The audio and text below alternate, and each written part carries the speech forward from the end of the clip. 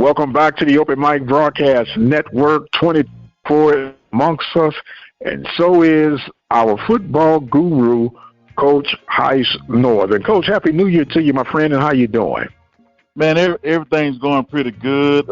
Enjoyed some bowl games over the weekend, going into the new year, and just trying to get ready, I guess, for some playoffs now. Debating on what I'm gonna do about this championship game coming up, but we'll see what all comes with that. But everything is going pretty good. Happy to have had family around and enjoy them for a few days. But I'm like I say, sometimes you're happy to see them get back where they're going at the same time. Well, I'm going to give you a hard time about this college playoffs. So we'll say that a little bit for later on. All I can say is this, Coach: karma is a beast. That's all I can say. Yeah. But we're going to keep it close to home. There are a lot of active, inactive things going on throughout the Southwestern Athletic Conference. Of course, the latest news is that Willie Simmons has accepted the running back coach's role for Duke, and he'll be headed to the ACC, where he'll vacate his head coaching position at FAMU. Now, depending on who you ask, what side of the fence you're on, this has a lot of people up in the air. What is your take on the current situation? Well, like I say, it all depends on what does he want to do eventually. So a lot of people will say he's leaving a head to be a running backs coach. That's one dynamic that people will look at. And some people say, well, he should have left the head coaching position to, at a minimum, be a offensive coordinator. But if you look at it, I'm assuming he's probably going to be making in the $400,000 to $500,000 range, having to be responsible for 90% less of what he had to be responsible for at FAMU. So, like I say, now he only has to be responsible for 10 or 12 guys and a recruiting area, whereas as the head coach, you're probably responsible for 100 to 120 guys and everything that goes on in the program. So, and then I think eventually the only thing that I see or that I don't see is a lot of guys that coach running backs don't get promoted to coordinator spots. They will bring in someone else to be a coordinator before promoting the running backs coach. And say a lot of times running backs coach look like me and you, Mike. So right. I don't know how much that has to do with it, but I have seen a lot of guys that have been in places a long time not get promoted. But I have seen a lot of guys be running backs coach and make a great living, because a lot of times they'll tag their brother that's the running backs coach as the assistant head coach or the recruiting coordinator, as a way to pay them more money than any other position coach. But, like I say, there's some strings that come attached with that.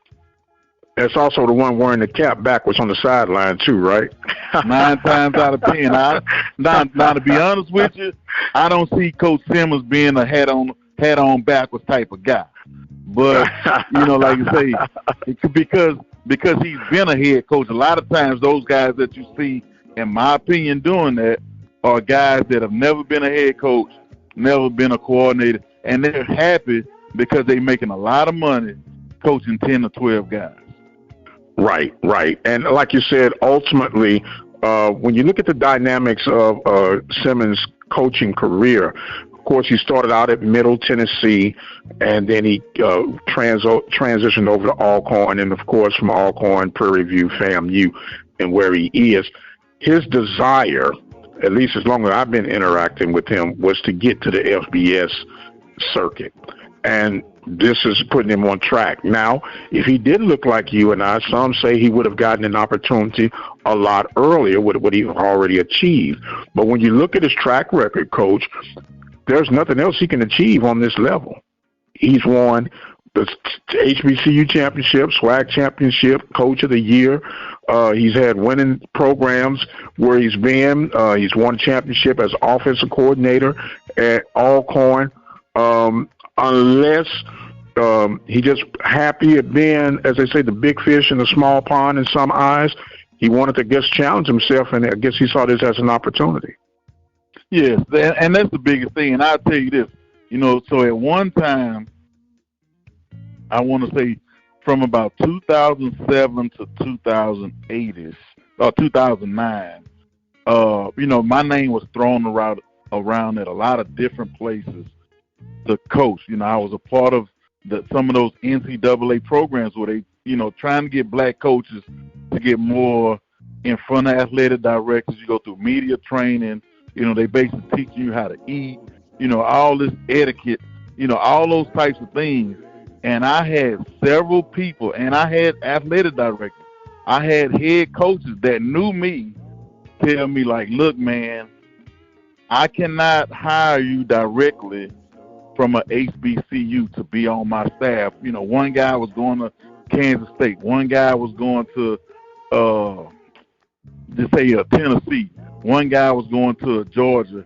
And, they'll say something like, I would like for you to be on my staff. You need to go somewhere else and I can bring you with me. But I cannot, even if I was the head coach at Prairie View, they said they could not bring me on as a position coach or coordinators. Like, you need to get out of HBCU football if you want to move on to be a coordinator or a head coach. No matter how good our defense was at Prairie View, that's the exact thing I was told. And it wasn't just told to me by white guys. It was told to me by black guys that I knew and trusted that, hey, I'm going to be up for this job next year. You need to go. It was almost like, go coach at Sam Houston, go coach at ULM, go coach somewhere else besides Prairie View or Grambling, and I could pretty much guarantee you a job on my staff. And I had a friend of mine leave Prairie View because he knew his buddy was going to get a job, and he left, took a defensive line position somewhere else just so he could get on somewhere else, if you understand what I'm saying. So, right. That moving up the ranks, and, for him, because he had success at a Middle Tennessee, and everywhere he's gone, he's had success. So you could see why. But again, it goes back to, it's sort of like he came from that world, so it's nothing for him to go back to it. Right. He was on loan to us for the time we had to enjoy and watch him grow and mature, as a coach, as a man, as an individual. And now the window has opened up, and you can't fault him. I hate to see him leave, and I'm pretty sure, fam, you are feeling the same way. But at the bottom line, and the end of the day, I'm not going to go in the Rams of I forget the basketball player's name. He used to play with the Knicks that choked his coach. He said he got to feed his family. He got to put bread on the table. Will. Yeah, yeah. He still has to look out for his bottom line. So you hope that works out. So meanwhile, as my pop would say, back at the ranch, you have a vacancy now available at FAMU. You have, I don't know what's going on at Texas Southern. And you have a man without a country in the likes of a Fred McNair. Not trying to read more into the tea leaves than what's already been read. A, what's going on at Texas Southern? B, what will FAM more than likely do? And C, what should McNair be trying to do? A, Texas Southern, that is, as some of the old folks say, that's a shameful guard what they doing down there. From a football standpoint, from a personnel standpoint, from a business standpoint, pretty much any way you can look at it, that's not good. It's not good business. It's not good for the university. It's not going to be good for the athletic program. And you sort of, you have to, it's two people that I feel, not say sorry for, but you got to wonder what's going on in their mind. One is Coach McNair, one is Dr. Kevin Granger. So, you know, you're looking at like, you know, here's the athletic director, one of your own, played basketball there, one of the all-time greats there, and it's his job to run the athletic department, but he can't bring in a football coach. And, you know, the dynamics of the board is just, it's unbelievable. Then, like I say, you're looking at Coach McNair, you take a position on the strength of somebody's word. You're thinking that you know, pretty much what they say, T's crossed and I's dotted. And then you don't have, you know, you're almost 3 weeks to a month later, and there's no action. Now, mind you, they fired their coach before Thanksgiving or right around Thanksgiving. And here the 18th or 19th, yeah. Mm-hmm. And here we are into a new year. So that's, like I say, that's one of the reasons why, in my opinion, people look down on HBCU football, HBCU athletics. No matter what you do, you still get a down because of stuff like that. So that's just not good. Right. Now, on the backside, I didn't mean to cut your B off. Just hold your B thought. On the backside, there are some folks that saying they can't just put it all on Texas Southern, that Coach McNair has to take some blame for this. How do you see that? I don't see how. You know, maybe for the fact that he took somebody's word. That's the only thing that I see. And like I say, I may be wrong, but you know, when you go through coaches' searches, normally when the athletic director calls you and tell you that the job is yours, the job is yours. Unless something comes up in your background check, or you get a DWI right before you're supposed to go get. That's the only time, you know, I've seen guys be pretty much announced as a head coach and then not get a job because of, you know, almost the same thing that happened with Mike Haywood when he was going from Miami of Ohio to the University of Pittsburgh or something like that. But you never see guys get announced as head coaches and then the board decides like, nah, this is not the way we're going to go. No. You know, and like I say, and I've seen the video of what happened at Southern. That was a whole different ball game. But at the end of the day, you don't see that happen in the world of college athletics. Well, in the world of business, period. I'm not going to stay too long on this because I've beaten it well enough. But when you have a governing board, there is no way in majority of the time that everybody is going to agree on the next move that needs to be made. You're going to always have some type of opposition. But when you have a majority rule say, yes, this is the way we want to go, case closed, I heard your arguments, but we're moving on. But this is unprecedented, what we're witnessing here. Let's go to B, because I don't want to make myself down early in the year. Let's go to B. What's your B, man? What is FAMU going to do? Yes, sir. To be honest with you, I have no idea. I would think they probably going to put out some feelers from some guys that may have played there that are coaching. They might put out a feeler to KJ, but I think it's going to be hard to get KJ out of the NFL world. You know, like I say, once you get in there, he doesn't have a lot to do, a lot more time before he sort of gets in their pension system from a coaching standpoint. And it depends on how they did his first year there. But now, you know, once you get that, like say, that tag of, you know, number one, he's working for Sean McVay. So that's the offensive, quote-unquote, innovator. And he's working with the offensive side of the ball there. So if he can hang around that system another year or two, somebody's going to make him a quarterback's coach. Then somebody's going to make him a coordinator or something like that. So it would be hard for me had I had that opportunity to say, well, I'm going to come back to be a college head coach. And if I so like to say, buy my time, I will, in a couple of years, make generational wealth money within a couple of years. Yeah, well, and wouldn't that also be a bit selfish on us as HBCU fans to feel in some kind of way if a person of a KJ Black or Willie Simmons, or even a Heist Northern, you go and you get a chance to make this, as you say, this life change and generational change in income from something that you love. then wouldn't it be better? Wouldn't it be better if I'm in the position that I'm in and I can even help you financially with a hefty donation for the sake of my alma mater or conference, if that be the case?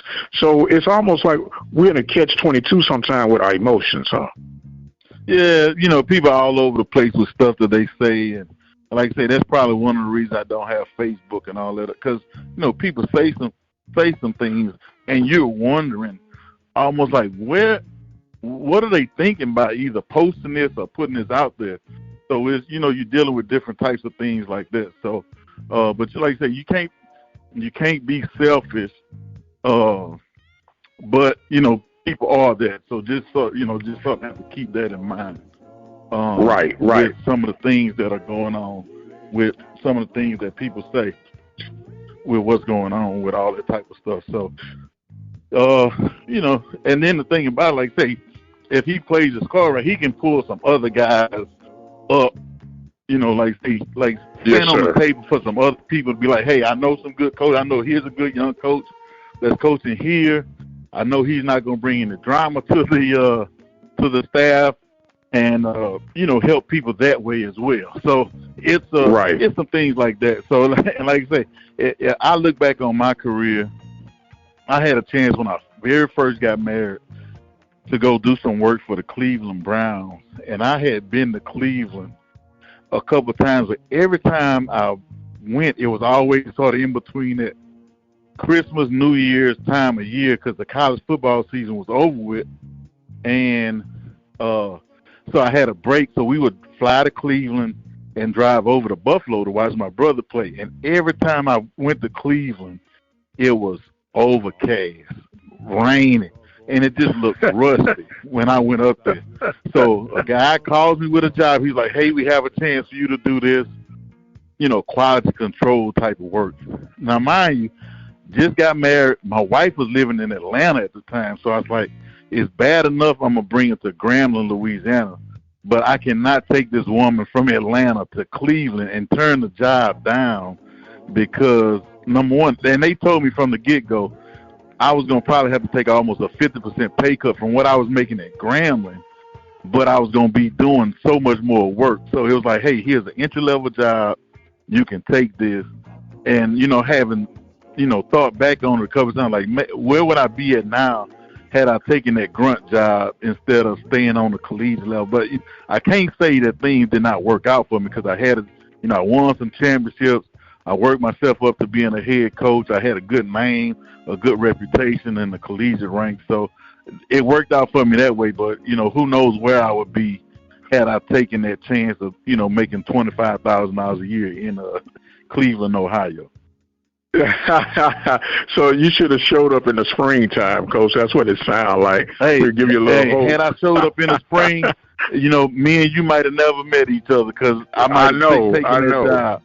But it was just one of those, like, every time I went there, it was dreary, and the city just looked orange and gray. And when I say orange, it's like rusty orange, not a pretty orange. That haze, that sunset orange, that sunset orange. I got you. It was a different ball game, but yeah. I do understand. I do understand. Yes, sir. So now the C factor. What does Fred McNair do? What do you do if you're Fred McNair? Man, I'm probably on the phone talking to some legal experts, more or less, some contract lawyers. Like, hey, how can I left the job thinking that I had a job on somebody's word, and like you say, in a lot of places, somebody's word, a contract, a memo of understanding, all those little legalese paperwork that you sign before you actually take the job. And how can I, if all said and done, and I'm not the next head coach at Texas Southern University, how can I make this work in my favor? Because if you think about it, from Coach McNair's standpoint, he's already, just say if he's making $300,000 a year at Texas Southern, he's already lost $25,000 because he's not he hadn't getting paid, not been paid for this month that has already passed by. And they may say, okay, well, we'll back pay you, but he hadn't been doing any work for the school, so they can't justify giving him back pay. So they may have to add on some money on the back end to make up for what they didn't, or give him a signing bonus or something. But that's what I would be doing, trying to find out, like, hey, how can I make this situation work for me when it did not work because I took somebody's word on some things that happen every day in the world of college football. Well, let me ask you this question. Let's say the board says, all right, we've exhausted what we can, and we'll just go ahead and sign off on them. Do you, if you're Fred McNair, accept that job? I think you have to, having been through all that. You know, it's almost like you dating a woman, and you know you see some things that you don't like, but you sort of still go through with, you know, the marriage or whatever. You're gonna try to make it work, and you know, as a coach, you never see those people on the board again unless it's maybe homecoming or you make it to a championship. So I wouldn't worry about those people. I wouldn't be happy to see them, but it's one of those. You know, I'm gonna make it work because I'm a football guy. As football coach, we feel like we can make everything work. That's why you see some coaches take chances on certain players that, you know, may have been to 2 or 3 schools, and you like, I can fix that guy. He just needs me. One of those types. I can fix Texas Southern. They just need me to get in there. If they let me do my thing, I can fix what's wrong with them. So I'm pretty sure that's the way Coach McNair thinks. Coach, you had me chuckling. He wouldn't apply for the job if he didn't think that he could fix what was wrong there. And there right. is something. There's no doubt in my mind. Having been there, and even had I not coached there, I would have to say it's something wrong there, because not that many people or not that many coaches that have been successful can be wrong about a place. So it's something internally, in my opinion. Right. Well, Coach, you had me chuckling when you were talking about the marriage comparison. That sounds like a shotgun wedding, Coach. You know, something right, but I'll try to make it work. But let's say that Texas Southern, they go with option B, plan B. What then is left? And I'm not doubting that McNair is not going to be welcomed at someone's staff. And I know it would be a humbling experience for him to be where he is right now, humiliating experience right now. Just off the top of the head, and this is no breaking news and no tea leaf reading, who do you think would, make room and say, man, even if it's but a year or two, we could benefit from this guy being on our staff?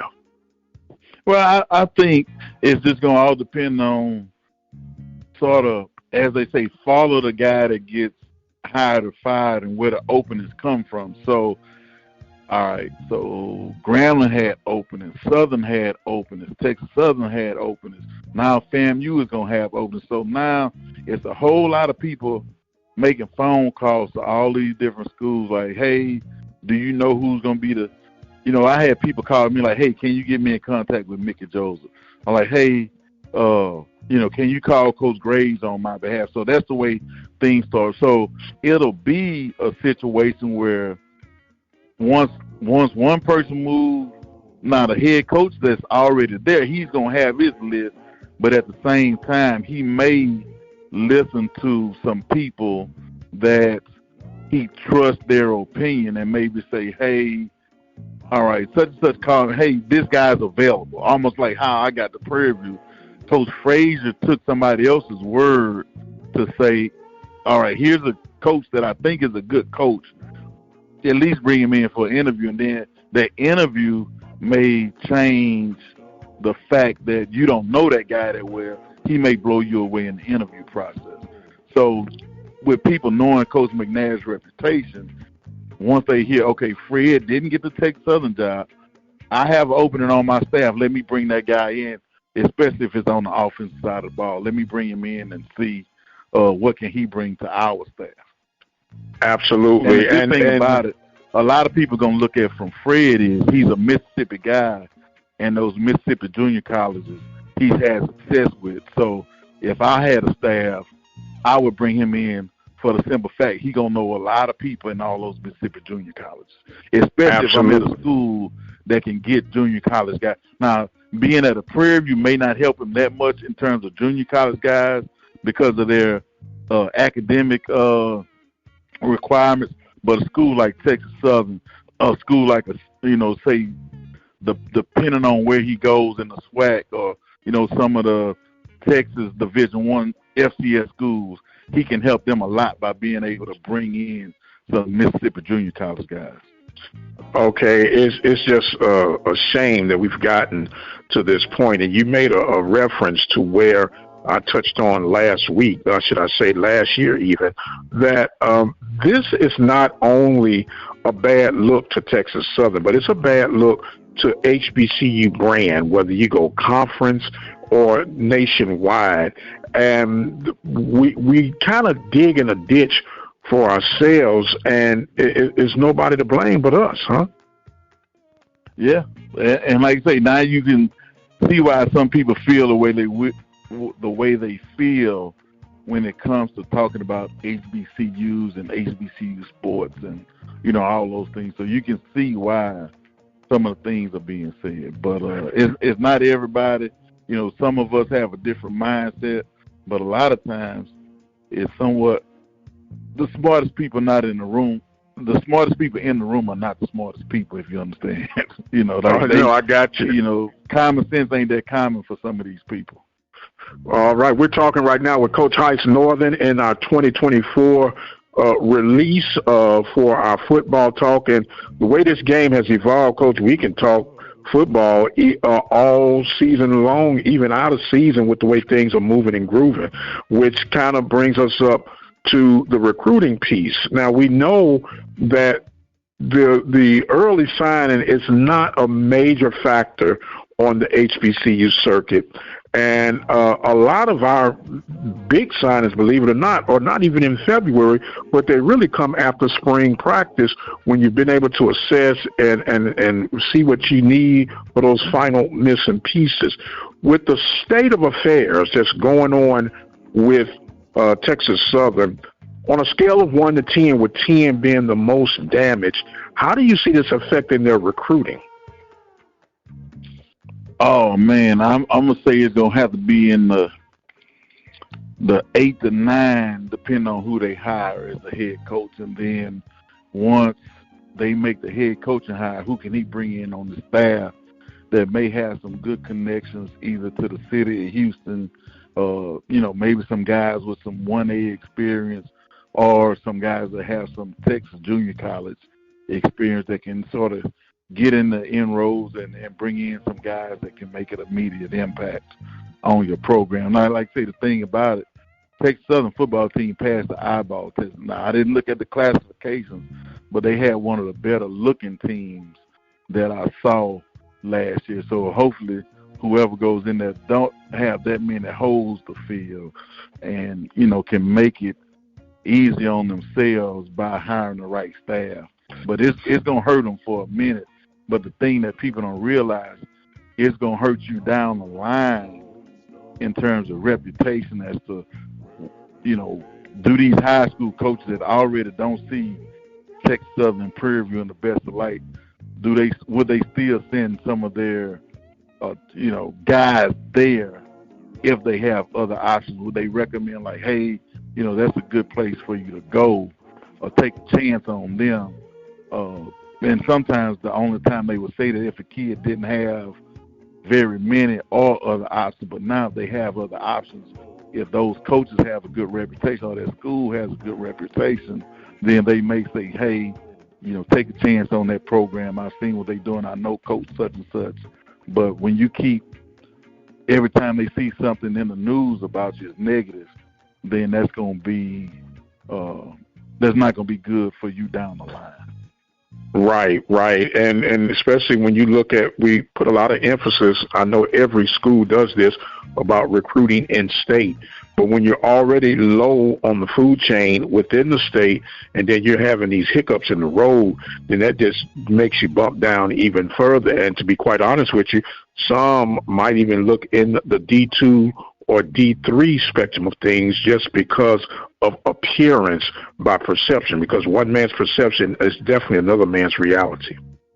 Yeah, especially on the Division II side, because Texas has been known to have some good Division II football programs that can offer, kids full scholarships, and depending on where they are, they can hook you up with the local dealer or the local restaurants to let you come in and eat for little or nothing. So when you have those opportunities and you can still get out of college debt-free or little to no debt, then people say, okay, let's go to this school. And now with the transfer portal, they'll say, okay, I'm going to go to this D2 school, and if I ball out at this D2 school, somebody else will take a chance. So I can always go back. And that's something that coaches, high school coaches in the state of Texas would tell kids. Like, you can go here, just say if Houston started recruiting a kid at the last minute, or North Texas, who wasn't very good, you go to North Texas first, even though Prairie View may have been recruiting you all along. Give North Texas a shot, and if it don't work out there, you can always go back to Prairie View, Texas Southern. Those types of things was always said. Yes, sir. Coach, sometimes I think the longer we hang around, man, the more we start rubbing off on each other. Because my next question was going to be this. Between the transfer portal and the JUCO transfer, from my understanding of how these things work, they almost the same but slightly different. I think that you would have a better return on investment sticking with the JUCO transfer than with the transfer portal due to one thing. Most guys that enter the transfer portal are bringing some type of baggage, and the guy that came from the JUCO had to go from a different route, whether it was grades, finances, or some type of situation that's made them a bit more hungry. Well, I think that does happen, but at the same time, I would say all of them come with a little bit of baggage. The JUCO guys, and a lot of times, it may be a kid that may have gotten injured his junior or senior year of high school and get looked over, but the other part is, with some of those junior college guys, you have to track them almost like bad kids. You have to make sure that they're going to class, because I would say 9 times out of 10, if a kid went to a junior college, especially in Mississippi or Texas, it was for academic reasons. Now, the California guys, they went to junior college for financial reasons a lot of times. But Texas and Mississippi were a lot of times for academics, but you had to track those guys. And they wasn't dumb guys. They just didn't put an emphasis on going to class sometimes. But the transfer portal guys, most of the time, those guys did what it took academically in high school, and either they got into a situation where they didn't get the playing time they wanted, or just the atmosphere wasn't what they thought it was going to be. They might have felt like they got messed over, or, didn't like living in the country where they can go to a city school, especially some of the city guys, like a kid from Houston or Dallas that decided to go to a school in the middle of nowhere. Now they want to be back around the city a little bit. So it's some baggage with everybody for the most part. Unless it's a distance issue. But, like I say, that's not a big one for most guys. Well, Coach, they knew the school was country before they committed to the school. And with the way the NCAA is acting, or should I say not acting, they allow what I'm calling now the double dipping of transfer portals now. You go to a place, I didn't like it, I jumped back.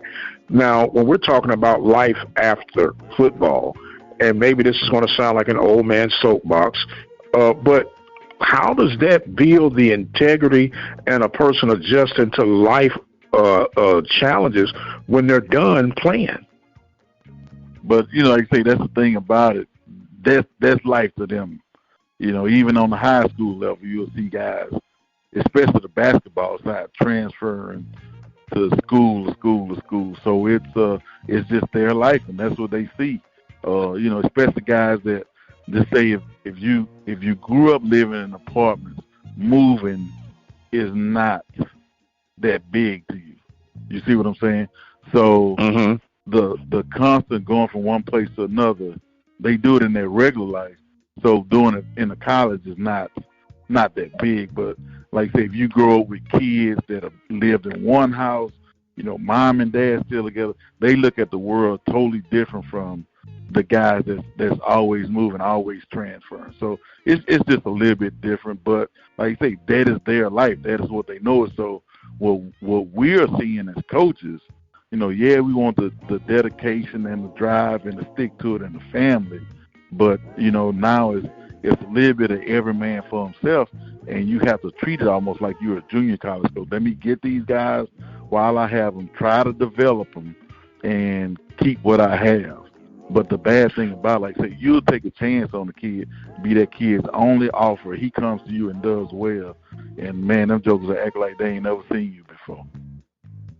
Wow. It's a definite impact, especially on, I'm just going to say FCS level, but of course we're focusing on HBCU, but it's definitely an impact. And I say we're playing a game where they give us the rules after they updated the new rules. So we're playing on last year's rules when they're playing on the new year rules. And by the time we figure that out, they done changed it all over again, which is this ever-moving target, especially with the APR. But I'm not going to get on that today. I'm going to stay focused. I'm going to stay focused. The APR, the transfer portal, and NIL ain't nothing but hustles and scams if you're asking me. But no one's asking me. We're talking with Coach Heiss Northern right now.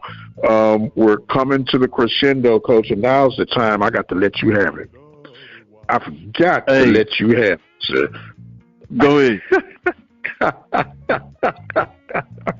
You know where I'm going, don't you? Go ahead. I'm listening. You listening?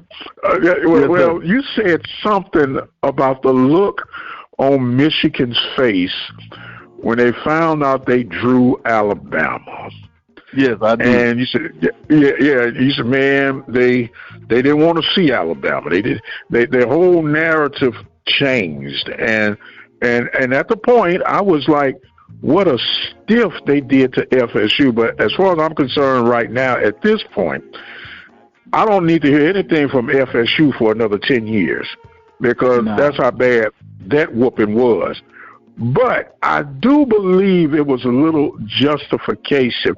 And you know what I dubbed that game between Michigan and Alabama? I dubbed it the Mafia Bowl because you had a team that they hustled, scammed, and cheated according to others, and then the other team just bullied their way on, I guess, tradition and legacy. And it kind of worked out, I guess, for the less of two evils that the right team won. Do you agree or disagree with that? Oh, yeah. Like you say, looking at the game plans of both teams, Michigan came in, you could tell that they had done a very good job of scouting, in particular, Alabama's pass protection. They did an outstanding job of the stunts, and what they did sometimes, they brought a defensive, a linebacker, and let him run a pick, and then they brought a defensive lineman around, and you don't see that very much on the collegiate level. You see it a lot in the NFL, but Alabama had a hard time. I think they ended up with 6 or 7 sacks, and it threw out the whole ball game. But they did a good job from that standpoint, and played some soft zone and tried to make Miro think. And but at the end of the day, they came to play and took advantage of some things that they knew that they were going to see from Alabama on both offense and defense. Yes, sir.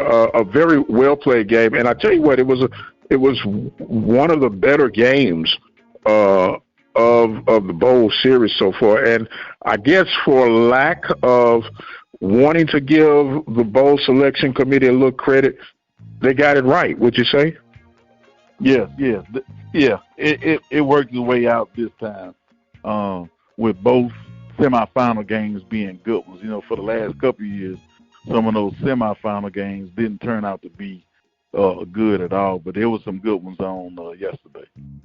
Were you surprised about the outcome of University of Texas and Washington? No, not at all. Because I thought actually Washington's offensive line was going to block better in the run game, which was gonna make their passing game, which was still good, even better. So it was a good game.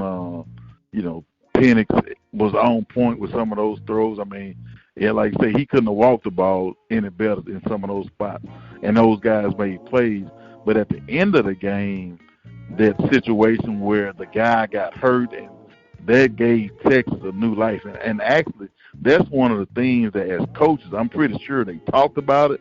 But, you know, like I say, they had to run the ball instead of being able to take a knee. When that guy got hurt, somebody on this team should have picked him up, or he should have been crawling off that field to keep the clock from going.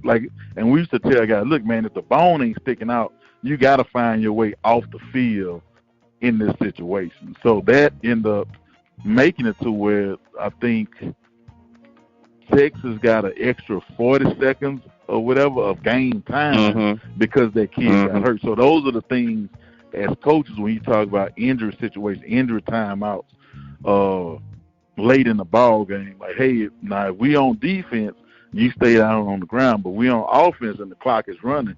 If you have to, you crawl off the field because that clock is going to keep running as long as you're trying to make an effort to get off the field. But the minute that somebody has to come get you, then they reset the clock, and it's going to give your opponent those seconds that they need. And that changed the whole game at the end because other than that, Texas would have been only left with maybe 12 seconds on the clock where they had, you know, all that time for that last drive. But it's been some good games, though. Even the LSU, who was LSU playing?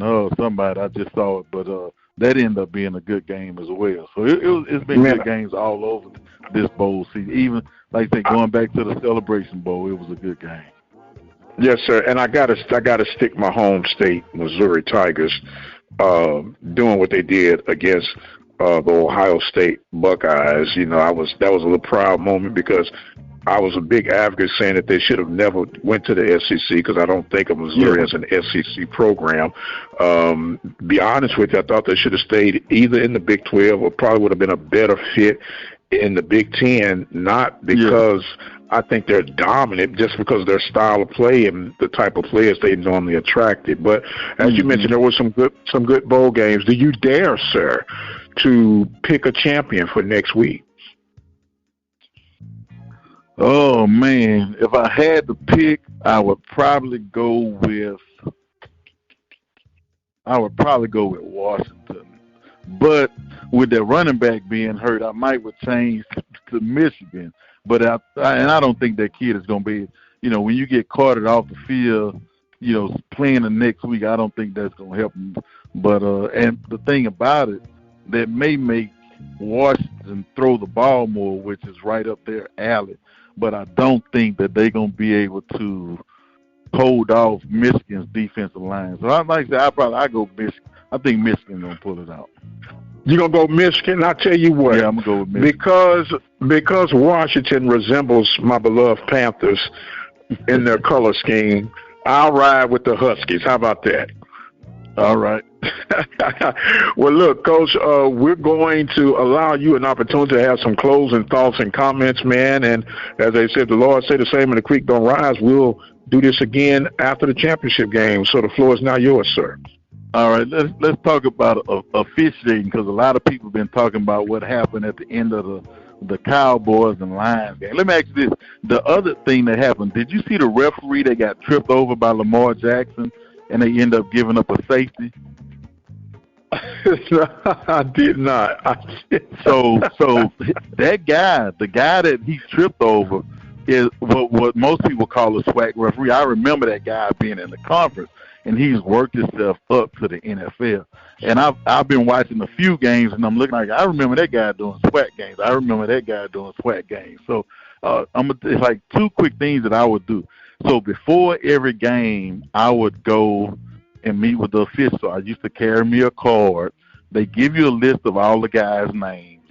But I would carry a card for, like, situations. So I was like, hey, when we play against, just say we playing against Texas Southern, I'm going to say, hey, man, their offensive tackle lines up in the backfield all the time. They do a lot of holding. Such and such pushes a lot after the play. And I may say something like they pass a lot with the balls with linemen downfield because of that RPO stuff. So I would go talk to the referees about that. But sometimes I would go to them with specific situations, and I would ask 3 referees the same question and get 2 to 3 different answers from the same crew. And I would tell the head official, like, hey, man, you need to talk to your guy, because I asked them, these situations, they couldn't get it. So one game, we were playing, and the guy is doing a horrible job of spotting the football. And it cost us when it was Prairie versus Jackson State one year. So I called the head of officials, and I said, hey, man, I don't know who this guy is. And I called him, he was a real short guy. I say, but man, this sawed-off sucker is sorry. Hey, man, Mike, why it was the head of official's son. And so just say, the next couple of weeks, I couldn't buy a car. But I saw this guy on one of the bowl games the other day. I'm like, man, that's the guy that I had to call the head of officials about. And now he's doing, like, maybe the Peach Bowl or something like that. So, people always talk about SWAC refs, but those guys are not only SWAC referees. They do a lot of, they go between the SEC. They have an area that they work. And right. So, like I say, I laughed when I saw that guy on TV. I'm like, man, there's the guy that did a horrible job spotting the football, and I called his dad and told him he was horrible. And here he is doing a bowl game, and here I am not coaching this year. So, but it's funny that you say that. A hard time. Huh? I was going to say, it's funny that you say that, because Ed Kelly, who's the current head of officials for the SWAC, he was talking this past summer on how a lot of their guys have been called up to these bigger conferences because of the job that they've been doing in an accelerating in a positive way. So I guess it's growth for everyone all around. Yes, and I've seen him a couple of times. I saw him at one of Southern's home games that I went to, and I saw him at the Bayou Classic. He shows up for some of the bigger games, just like Charles does, especially if they're on TV, just to make sure that guys are doing what they're supposed to do. Cutting down on the little chicken scratch, pushing and shoving and stuff that guys do. And he tells them, man, make a call and deal with it and be able to explain it.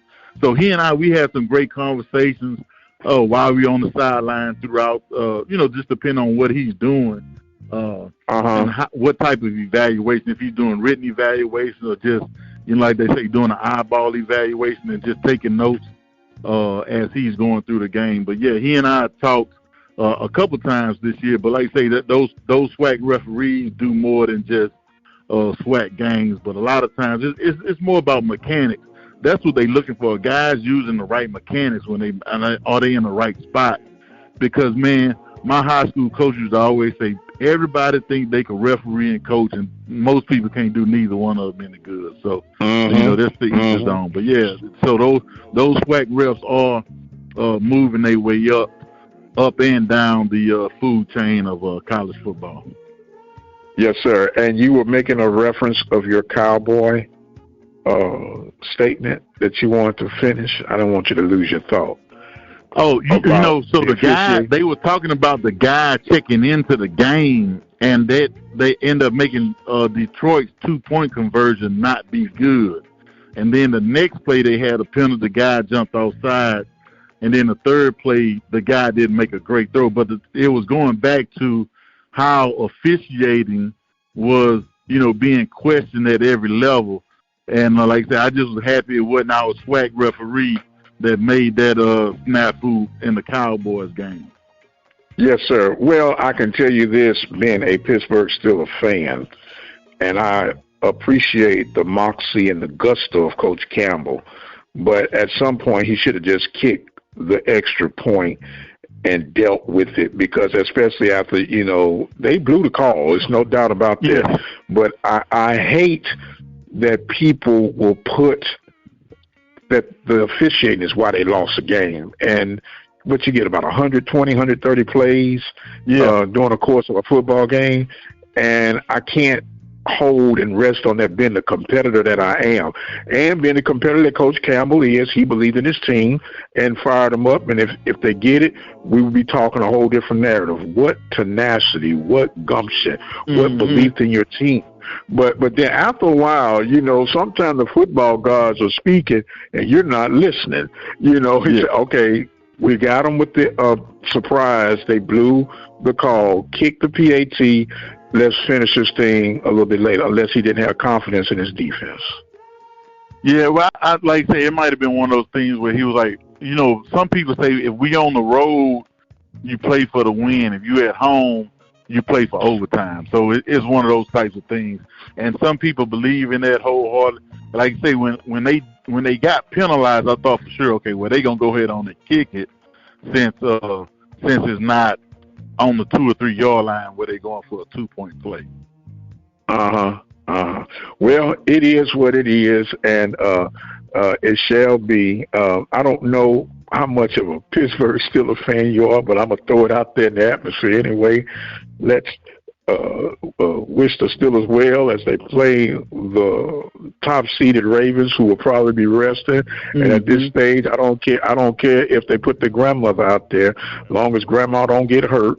And let us find a way to win. And in the combination, any way it happens, I don't care that the Jaguars lose, the Colts lose, or the Broncos win, that we could at least get a chance in the tournament. And with I'm a Tomlin fan. I'm not a Steelers fan, but I do root for Coach Tomlin. Like say, 17 years without losing record. That's pretty big. I don't care what you. Oh, it is. It no doubt about it. No doubt about it. And, as Steelers fans, you get a little complacent, shall I say, and we know the standard is the standard if you understand Tomlin language, but sometimes the standard is not good enough in the eyes of some when you're not getting the results that everybody desires, especially at the start of a season, to hold up the Lombardi Trophy. But we shall see what's going to happen. Coach, man, I want to thank you again, and Happy New Year to you again, to you and your family. I'm looking forward to 24, man. Maybe we'll have a lot more exciting things, and hopefully by the next time we get together, Texas Southern will have a football coach. Hey, I tell you what, 2023 don't owe us anything when it comes to football, because there was some good games being played. The SWAC West was what we thought it was going to be. The SWAC got a win in the Celebration Bowl, so it don't owe us anything, and we still got 1 more or 2 more to go, and we'll go from there. All right, he is Coach Heist Northern, our football guru here at the Open Mic Broadcast Network. I am the radio guy, Dr. Mike Prince. Do thank you guys again for joining in with us. Follow me on X at the Mike Prince Show. Subscribe to our YouTube channel at the Open Mic Broadcast Network, and check out our 24-hour stream at the website obnradio.com. And until the next time, you guys be blessed, and we'll see you on the other side.